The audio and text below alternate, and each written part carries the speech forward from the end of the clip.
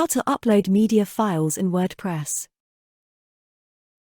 Log into your WordPress account and you will see this page. On the dashboard under Post, hover on Media. Click on Add New. We can drag and drop the files here, or we can click on the Select Files button.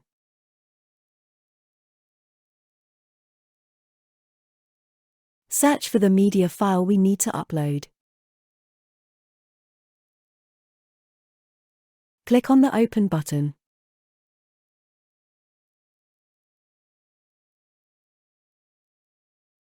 To see your media file, click on Library. Here we can see our uploaded media files.